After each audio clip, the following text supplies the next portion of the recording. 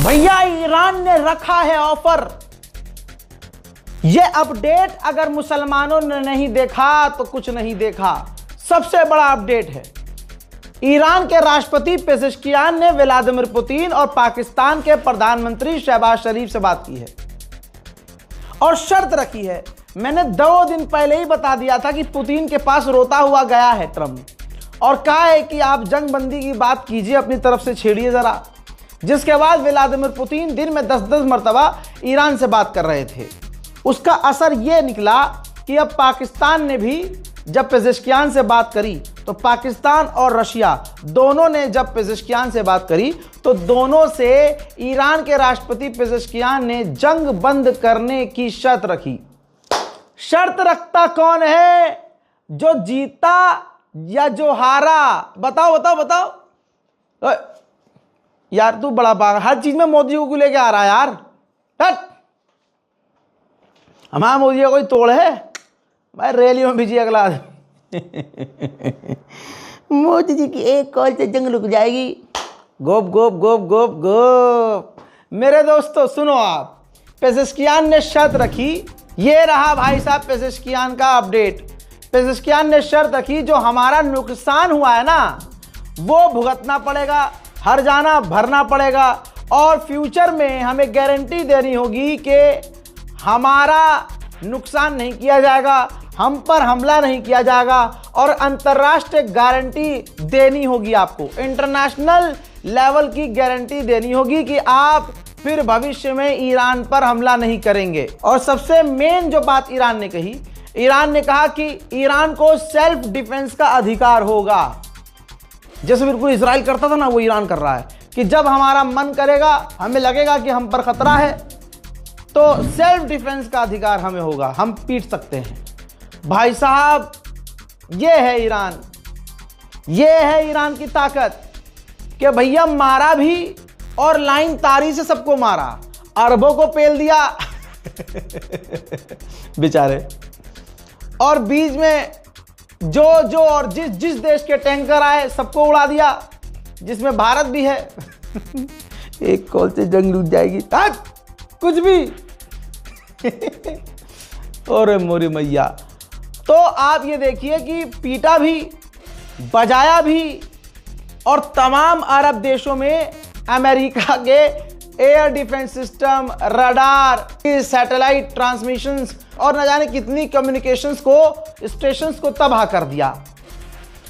America का middle east में सबसे खतरनाक रडार $1 बिलियन का ईरान ने अपने सिर्फ 20-25 हजार की मिसाइल से तबाह कर दी। ठीक है, तो अब तुम बताओ आना भक्तो, जीता कौन? यहां तो तुम्हारा फादरलैंड हार गया, कुत्ते की तरह पिट रहा है। और फादरलैंड का जो फादर है तुम्हारा दादा डोनाल्ड ट्रंप, वो ज्यादा पिट रहा है। यूएनएचआरसी में रिपोर्ट आपकी स्क्रीन पर, यूएनएचआरसी में ईरान के खिलाफ Bahrain, Kuwait, Oman, Qatar, Saudi Arabia, UAE और जॉर्डन ने जी हां एक साथ अपील की और जो है यूएनएचआरसी में बिल पास हो गया कि ईरान इसी वक्त अरब पर हमला बंद कर दे। रशिया और चाइना इस वोटिंग में इसलिए एब्सेंट रहे क्योंकि इस पूरी मीटिंग के अंदर ईरान पर जो आतंकी हमला हुआ, ईरान की बच्चियों को जो मारा गया, उसका जिक्र ही नहीं था।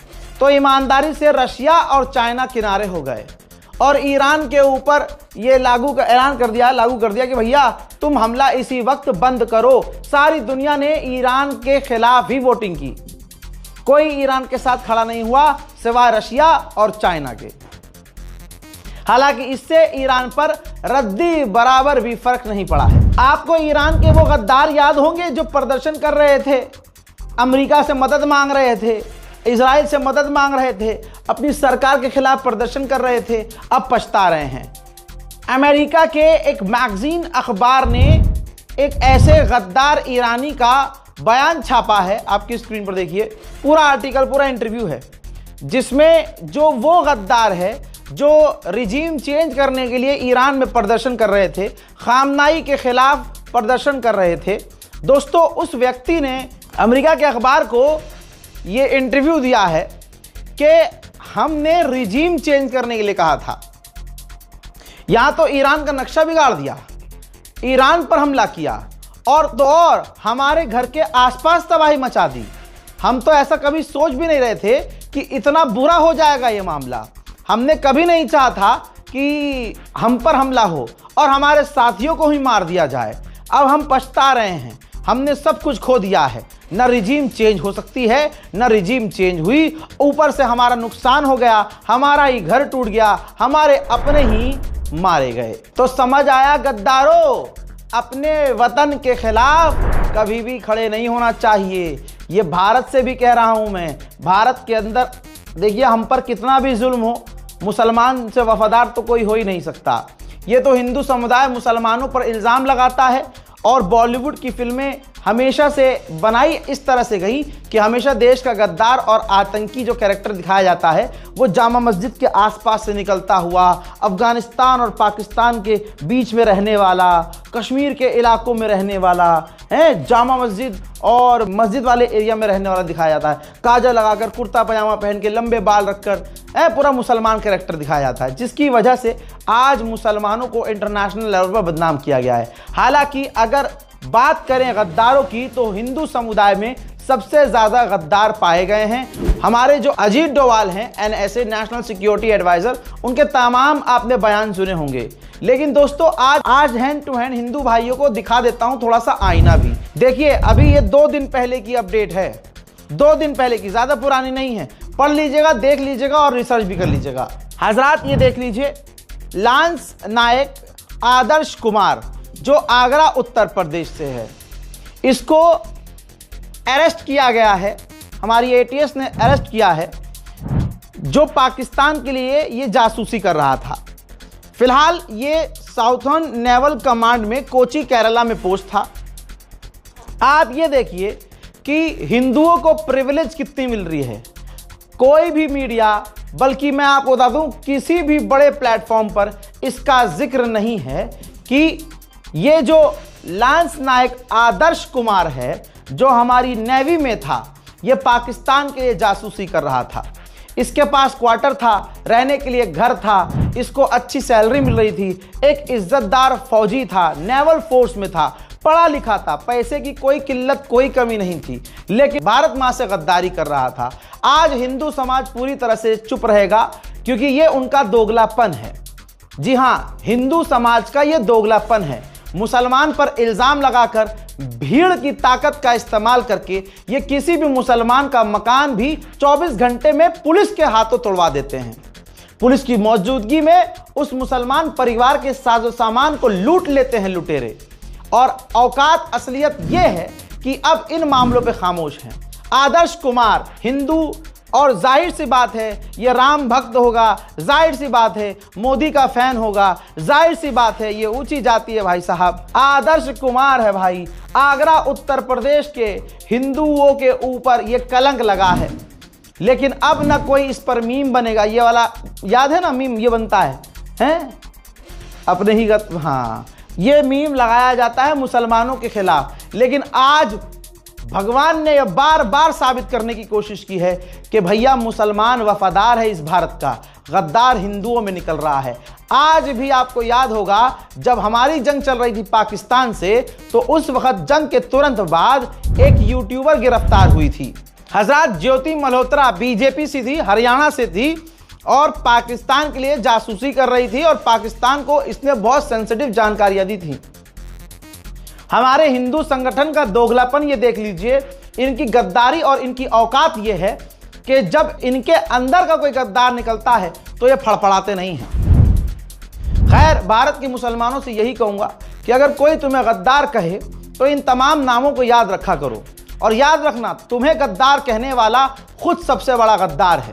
जिस RSS ने कभी इस देश की लड़ाई में कुछ नहीं किया, बल्कि आज़ादी की लड़ाई जो लोग लड़ रहे थे उनको तोड़ने की कोशिश की, और आज़ादी की लड़ाई लड़ने वालों की जासूसी की अंग्रेजों के लिए।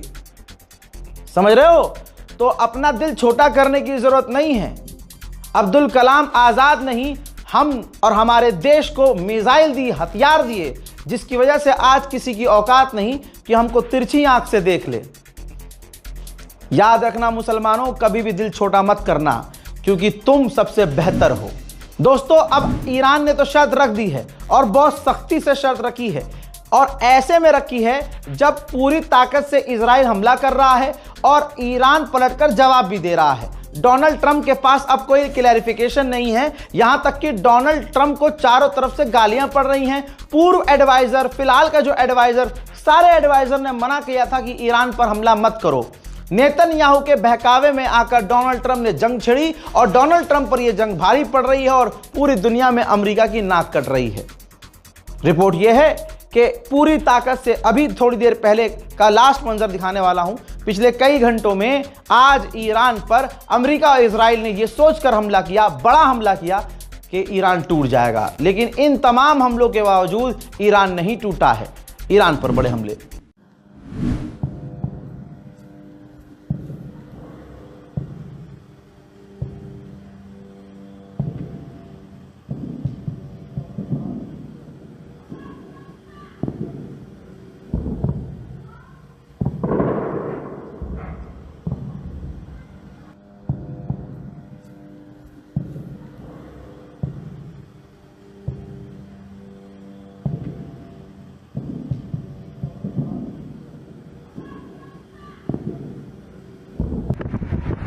پایگاه میثم تنبار دور میدان آزادی هم ویران شد.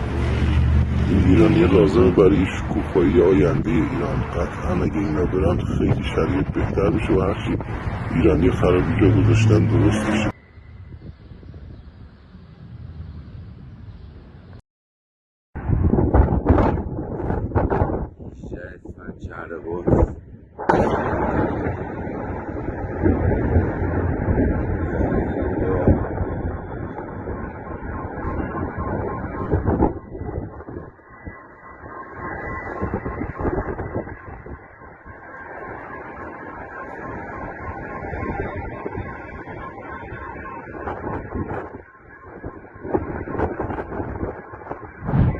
पूरी दुनिया का सबसे एडवांस सिस्टम अगर कोई फेल कर सकता है तो नाम उसका ईरान है। मेरे दोस्तों, चाइनीज सेलर ने समुद्र में अपनी नाव पर खड़े होकर वीडियो बनाई है कि ईरान की मिसाइल आ रही है और नीचे से पेट्रियट एयर डिफेंस सिस्टम की मिसाइलें दे दनादन निकल रही है। लेकिन मजाल है ईरान की मिसाइल हैदर के चाहने वालों का हमला कोई रोक सके? अरे क्या जुल्फकारी हमला किया है भाई साहब। मिसाइल दंदनाती एयर डिफेंस सिस्टम के रॉकेट न रोक पाए, कई रॉकेट दागे गए, कई। भाई दुनिया का सबसे खतरनाक एयर डिफेंस सिस्टम है और ईरान की मिसाइल को यह ना भेद पाए, और ईरान की मिसाइल सीधा जाकर यूएई के ऑयल फैसिलिटी पर बूम।我靠，这他妈连着多少个大火箭呢？这是，我的妈呀，连着4个！哎呦，拦截，握日，靠，这拦截导弹失败了！我天，失败了！我操！哎呦，富加拉呀，这是，嘣！我靠 shit！ वहीं ईरान ने कल कहा था कि अगर हमारी ऑयल फैसिलिटी उड़ाई है इजराइल ने तो हम इलाके में तमाम ऑयल फैसिलिटी को उड़ाना शुरू कर देंगे। उधर ईरान ने कहा और इधर ईरान ने कर दिया। ईरान ने ओमान की फैसिलिटी को उड़ा दिया, ऑयल फैसिलिटी को। आप कहेंगे रजा भाई बार बार बता रहे हो। अरे मुन्ना, बार बार इसलिए बता रहे हैं मेरी जान कि अभी तक उस ओमान की ऑयल फैसिलिटी में आग लगी है।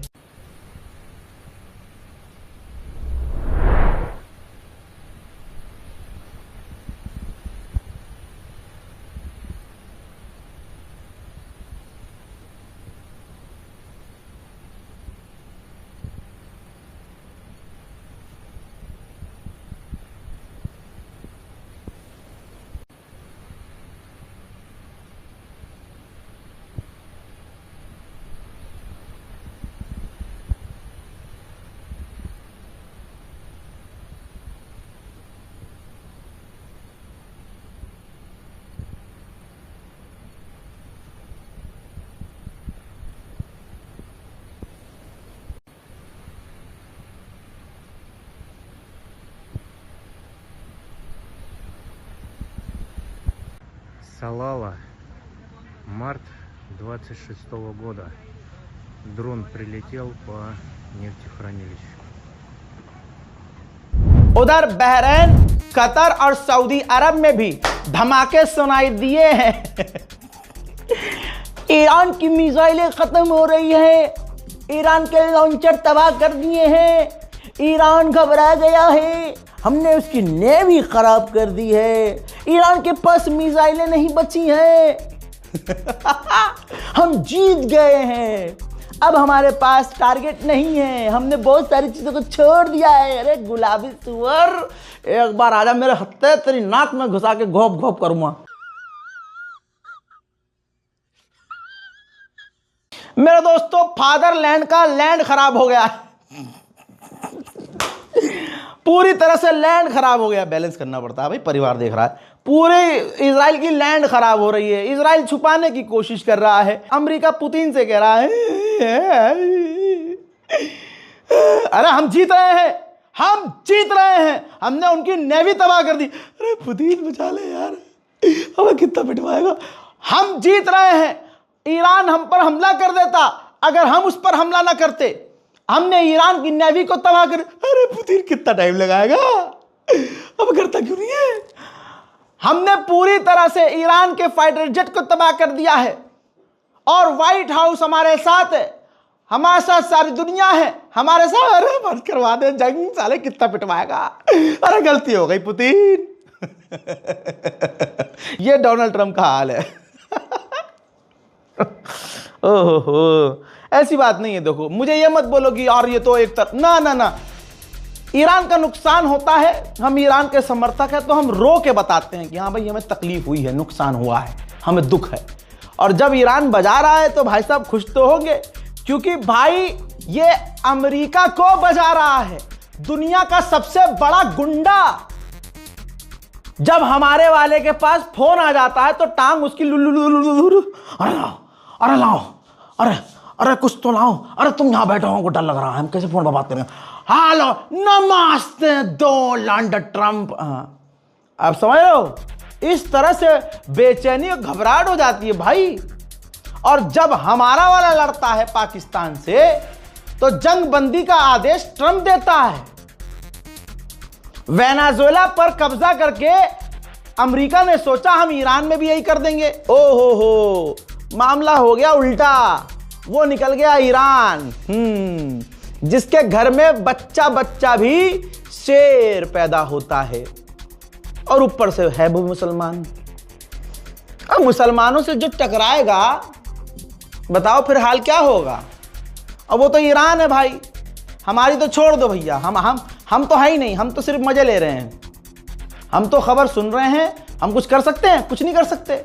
हम तो जबानी तौर से ईरान का साथ दे सकते हैं, लेकिन लानत है उन लोगों पर जिनके न ये धर्म की जंग है, जिनके न ये देश की जंग है, जिनकी न ये जबानी जंग है। यहूदी और मुसलमान के बीच जंग है, और सुअर नीचे करे। क्या कहा कि भाई हमने सब कुछ ईरान का तबाह कर दिया। IRGC ने पता है क्या धमकी दी? लंबी जंग के लिए हम तैयार हैं, आओ। अब मेरे दोस्तों, दुबई जो अपना चलाता था, उसकी जो फेस वैल्यू थी, नाम ब्रांड था भाई, कि और दुनिया की तमाम बड़ी बड़ी कंपनियां जैसे गोल्डमैन और भी बहुत बड़ी बड़ी कंपनियां हैं, वो दुबई में थी। आपको पता है, उन कंपनियों ने अपने स्टाफ से, उन कंपनियों में जो UAE में बड़ी बड़ी कंपनियां, उन्होंने अपने स्टाफ से कह दिया है भैया अपने घर चले जाओ। मेरे दोस्तों, डोनाल्ड ट्रंप को मजबूर कर दिया है ईरान ने कि जो काम वो नहीं करता था उसे करना पड़ेगा। रिपोर्ट यह है कि कैलिफोर्निया को इमरजेंसी में डोनाल्ड ट्रंप आदेश देने वाला है कि जल्दी जल्दी तेल की प्रोडक्शन बढ़ाओ। दोस्तों, अमेरिका तेल एक्सपोर्ट नहीं करता है ज्यादा, बल्कि वो अपने भविष्य के लिए, फ्यूचर के लिए बचाता था। अब डोनाल्ड ट्रंप कैलिफोर्निया से कहने वाला है, अरे भैया पिछवाड़ा बचाना है मुझे, जल्दी जल्दी तेल दुनिया को एक्सपोर्ट करो, वरना पूरी दुनिया का प्रेशर मुझ पे ही होगा। मेरे दोस्तों, आप सोच नहीं सकते बेचारे ट्रंप का हाल क्या होगा। इस रिपोर्ट को शेयर कीजिए, मेरा नाम याद रखिए, नाम रजा, अंधभक्तों की सजा। हम पूरी तरह से ईरान के साथ खड़े हैं। अरे अंधभक्त साले नाले में पड़े हैं।